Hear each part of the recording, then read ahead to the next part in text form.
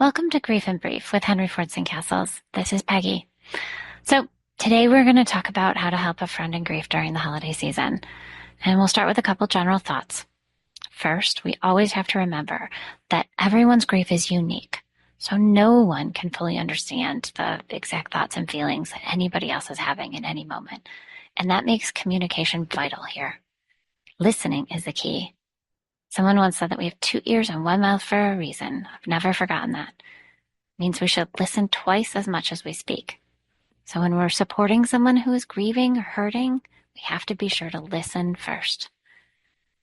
And the holiday times are, normally times of friends and family and laughter and joy, celebrating good things. When you enter into a holiday season without a loved one who's died, everything changes. And the memories can bring so many different feelings. It's like double dip feelings because I can smile at a memory that warms my heart. And at the same time, it can literally hurt because that person isn't here. So we want to remember that people change. And sometimes those feelings of grief and those emotions, they change all of the time, day by day, hour by hour, sometimes even minute by minute, right? Usually minute by minute. We can create a safe space for people to grieve and to live in at the same time because we live and grieve in the same spaces. Sometimes the spaces that we live in are not safe for grief. So let's work on creating safe spaces for grief and for all of the feelings that come with that. So if there's tears, allow them. Most people say, "Oh, I'm so sorry, I'm crying." Tell them, no, it's okay. It's okay to cry. It's healthy to cry. There's stress hormones that are released through those tears, and it's good to get them outside of your body. So tears are okay. If people around them want to give hugs or make sure they have a tissue just in case it's needed, or whatever that person needs, just support that and allow that process to go. And other times there's going to be smiles and laughter and memories. Feel free to join in, share your memories. Sometimes it might be quiet and just kind of a quiet sadness. Don't feel the need to change that. Just allow for that space. It's okay. All feelings are okay, and no apologies are needed. And the holiday time will bring every feeling they think you have ever had before, can flood in this period of time. When we allow a space and allow for people to have those feelings, we can help them to recognize them and to process them. And that is what the grief journey is all about. That's how we travel down that road. So let's create these safe spaces for grieving people. And we will follow their lead. Have a discussion if you're going into a holiday. And how can we honor and recognize the person? Do we want to put a spot at the table? Do we want to light a memorial candle? Do we want to have maybe a memory box or bowl or a stocking that people can write notes on of memories? Put them in that box or that bowl or that stocking, and then the family can come back later and listen and laugh and remember and maybe cry too, and that's okay. Overall, we also want to give options and go with the flow. So allowing that space for a griever to change their mind. Maybe they show up, maybe they don't show up. Maybe they come and then go and then come back again. Whatever it is that they need, whatever they feel that they can do is okay. And inside of a family, we want to encourage grieving parents to talk with their kids about what they do want to do and what they don't want to do. How do we create this holiday? What does it look like? Because it's different than it was ever before. And so let's figure this out together.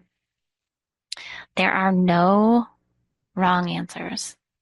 There's only answers that are right for that grieving family. So let's support them in helping them figure it out and honoring their choices.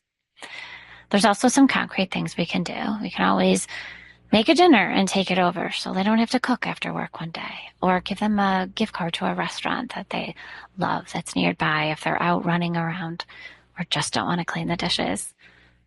We can also take them out to dinner. So maybe the parent wants to go with their kids and everybody goes, or maybe you get a babysitter and just the adults go out. Or maybe the parent wants a night to themselves and you take the kids out for the day. There's a lot of different options. I think also sending like a random card, like a message of support. It can be in the mail. We don't get a whole lot of good things in the mail. So maybe a random card of support in the mail is a surprise, or even a text message at really any time of day. And not that they have to reply. You might put that in there. You don't have to reply. Just want you to know I'm thinking of you and sending you love right now. And I'm remembering so and so. Different things that you can put in there can warm someone's heart.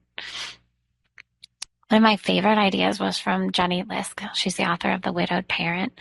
And she talked about when someone had called and they were at the grocery store and they just said, I'm at the grocery store right now. What do you need? Do you need milk, toilet paper? What do you need? Flour? I'm here. And I will be dropping it off on your front porch in 30 minutes.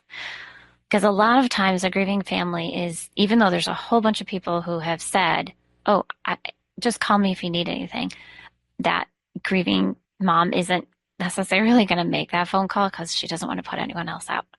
So if you're at the grocery store and you're driving by, or Target or Costco or wherever you want to be, give a call or send a text message. I'm here. What can I buy for you? And I'll just drop it off. It's a great gift to give. And holiday shopping for gifts for kids, there's a lot there. So maybe that same idea of offer a babysitter or offer to do shopping for them or to go out with them, see what they need and how they want to handle it. And sometimes even a plate full of cookies or a favorite dessert of the person is really a lovely way to share love. So there's lots of different ideas we can do to support.